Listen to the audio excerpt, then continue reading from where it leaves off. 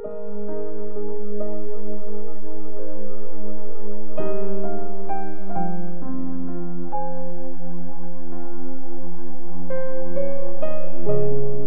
chapter 23. Ang masamang magkapatid. Sinabi sa akin ni Lord, "Tao, pakinggan mo itong kwento tungkol sa dalawang magkapatid na babae. Nung dalaga pa sila, nakipag-sex sila sa mga lalaki sa Egypt at yun yung time na nawala yung pagka-virgin nila. After nun, nagpaka-prostitute na sila doon. Ohola ang pangalan ng panganay at Oholiba naman yung pangalawa. Naging asawa ko sila at nagkaanak ako sa kanila. Si Ohola ang Samaria at si Oholiba naman ang Jerusalem. Kahit asawa ko na si Ohola, naging prostitute pa rin siya at pinagnasaan niya ang mga lalaki niyang taga-Assyria. Mga sundalo silang nakasuot ng violet na uniform, mga governor at commander. Matitikas silang mga binata na nakasakay sa kabayo. Nakipag-sex si Ohola sa mga officer na ito ng Assyria at binaboy ang sarili niya nung sumamba siya sa mga Diyos-Diyosa nila. Tinuloy pa rin niya yung ginagawa niya sa Egypt mula nung dalaga pa siya, yung pagiging prostitute niya at pagkikipag-sex sa mga lalaki. Hinayaan niyang paglaruan ang dibdib niya at nagpakasasa sila sa katawan niya. Kaya hinayaan kong kontrolin siya ng mga lalaki niyang taga-Assyria na gustong gusto niya. Hinubran nila si Ohola, pinihag ang mga anak niya, tapos pinatay siya gamit ang espada. Pinagchismisan ng mga babae yung ginawang pagpaparusa sa kanya. Nakita ni Oholiba ang lahat ng yun, pero naging mas masahol pa siya sa kahalayan at kabastusan ng kapatid niyang si Ohola. Pinagnasahan din niya yung mga taga-Assyria, mga governor at commander, mga sundalong naka-uniform, mga officer na nakakabayo, at lahat ng mga poging binata. Nakita ko, grabe yung pagiging immoral niya. Pareho sila ng kapatid niya. Pero malala pa yung ginawa niya. Na-attract siya sa mga lalaking nakadrawing sa pader. Nakaukit doon yung itsura ng mga officer ng Babylonia at pulang-pula yung kulay nun. May suot pa silang magagandang sinturon at mga turban na may palawit. Pagkakita niya sa mga ito, sobra niya silang pinagnasaan. Kaya nagpadala siya ng mga messenger sa mga lalaking yun sa Babylonia. Pinuntahan siya ng mga taga-Babylonia at nakipag-sex sila sa kanya. Sobra siyang pinapoy hanggang sa ayaw na niya makipagtalik sa kanila. In-expose niya sa publiko ang kahubaran niya at pinagyabang pa niya yun. Kaya iniwan ko siya kagaya ng ginawa ko sa kapatid niya. Pero mas naging wild pa siya. Ginawa niya ulit yung ginawa niya nung dalaga pa siya, nung prostitute pa siya sa Egypt. Pinagnasaan niya yung mga lalaking grabe makipag-sex, yung mga kasinlaki ng sa donkey at kabayo ang ari. Binalik-balikan niya yung kahalayan niya nung dalaga pa siya, nung nawala yung pagka-virgin niya at nung hinimas-himas ng mga taga-Egypt yung dibdib niya. Ang parusa ng Diyos kay Oholiba. Ngayon, Oholiba, ito ang sinasabi sa iyo ni Lord God. Nagsawa ka sa mga lalaki mo, pero gagawin ko silang galit sa iyo. Ipapadala ko sila para palibutan ka. Dadalhin ko ang lahat ng Babylonian at Chaldean, pati yung mga taga-Pekod, Shoa, Koa, at ang lahat ng taga-Assyria. Kasama nila ang matitikas na binata, mga governor at commander, mga officer, at mga sundalong nakakabayo. Mula sa north, aatakihin kanila, kasama ang malaking army na may mga karwahe at mga sasakyan na pangkarga ng armas. Papalibutan kanila, may dala silang shield at suot na helmet. ibibigay kita sa kanila at hahatulan kanila ayon sa batas nila. Galit na galit ako sa iyo kaya hahayaan kong maltratuhin kanila. Tatagpasin nila ang ilong mo at mga tenga. Tapos papatayin nila ang mga anak mo. Bibihagin nila ang mga anak mong lalaki at babae na nakasurvive at susunugin sila ng buhay. Huhubaran kanila at kukunin ang mga alahas mo. Ihihinto ko ang kahalayan at kalaswaan na ginawa mo simula nung nasa Egypt ka pa. Hindi ka na mahuhumaling sa mga Egyptians na yan at di mo na sila iisipin pa. Ito ang sinabi ni Lord God. Ibibigay kita sa mga taong iniwan mo na at inayawan. Magagalit sila sa iyo. Kukunin ang lahat ng pinaghirapan mo at iiwan ka nilang nakahubad. Ma-expose ang pagiging prostitute mo. Ang kahalayan mo at kalaswaan ang nagdala sa iyo dito. Naging prostitute ka ng mga bansa at binaboy mo ang sarili mo sa pagsamba sa mga Diyos-Diyosa nila. Gumaya ka sa kapatid mo, kaya paparusahan kita, kagaya ng pagpaparusa ko sa kanya. Sabi ni Lord God, iinuman mo din yung baso ng kapatid mo. Malaki yun at malalim na baso. Pagtatawanan ka ng lahat at lalait-laitin.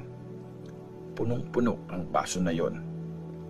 Malalasing ka at magiging kawawa dahil sa baso ng takot at pagkasira. Yun ang baso ng kapatid mong si Samaria. Iinom ka doon at ang laman ay uubusin.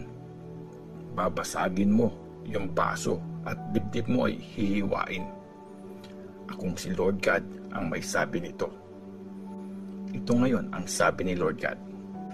Dahil kinalimutan mo ako at tinalikuran, magtutusa ka sa kabastusan mo at kahalayan. Ang parusa ng Diyos sa magkapatid. Sabi sa akin ni Lord, tao, hatulan mo sina Ohola at Oholiba. Kamukha mo sa kanila ang masama nilang ginawa. Nagtaksil sila sa akin at pumatay ng tao. Hindi sila naging tapat kasi sumamba sila sa Diyos-Diyosan. Pinatay nila ang mga anak namin at sinacrifice sa mga yon. Hindi lang yun ang ginawa nila. Pinaboy pa nila ang temple ko at di ginalang ang araw ng Sabat. Nung araw na pinatay nila ang mga anak ko para ialay sa mga Diyos-Diyosan, yun din yung araw na pumunta sila sa temple ko para babuyin ito. Nagpadala sila ng mga messenger para sunduin ang mga lalaking nasa malayong lugar. Pagdating ng mga lalaki, naligo ang magkapatid at naglagay ng eyeshadow. Tapos, nagsuot sila ng mga alahas. Mupo sila sa magandang upuan. May mesa sa harap nila. Nandun yung insenso at olive oil na binigay ko sa kanila. Dinig na dinig yung ingay ng pagsasaya ng maraming tao. Mga lasinggerong sinundo galing sa desert. Sinuutan nila ng mga bracelet at magagandang korona yung mga babae. Naisip ko, grabe, kahit pagod na sa pagiging prostitute ang mga babaeng ito, gustong gusto pa rin makipag-sex ng mga lalaki sa kanya. Nakipagtalik pa rin sila sa babaeng ito na parang pakikipagtalik ng mga lalaki sa prostitute. Binabalikan nila sina Ohola at Oholiba, yung mga babaeng immoral. Pero paparusahan sila ng mga taong matuwid kasi nangaliwa sila at pumatay. Nagtaksil sila at nabahiran ng dugo ang mga kamay nila. Ito ang sinabi ni Lord God.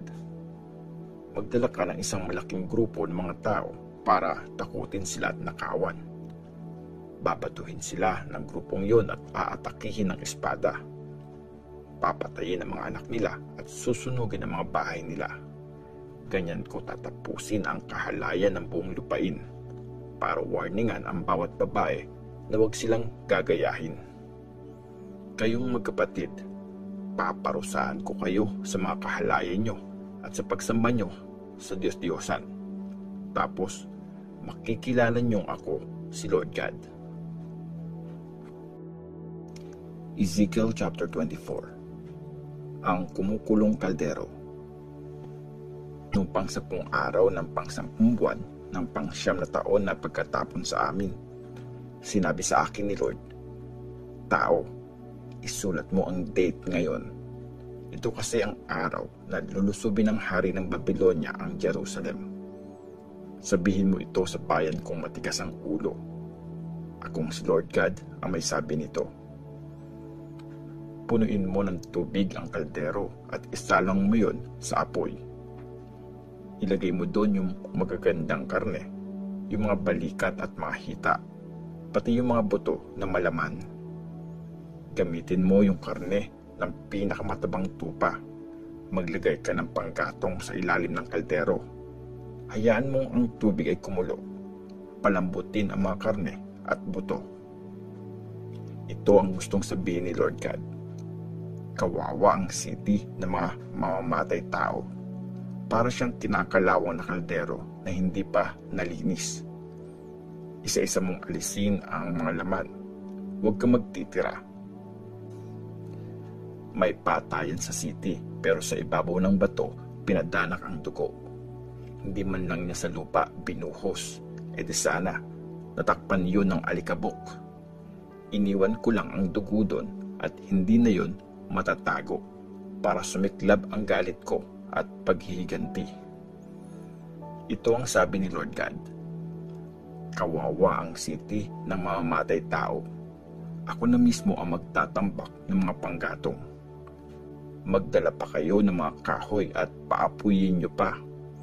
Lutuin yung maigi ang karne hanggang matuyo ang sabaw at masunog ang mga buto. Tapos, isalang nyo sa uling yung kalderong wala ng laman hanggang sa uminit at masunog ang tansunon. Pag nalusaw yung dumi at naubos ang mga kalawang nito, magiging malinis na ulit yung kaldero.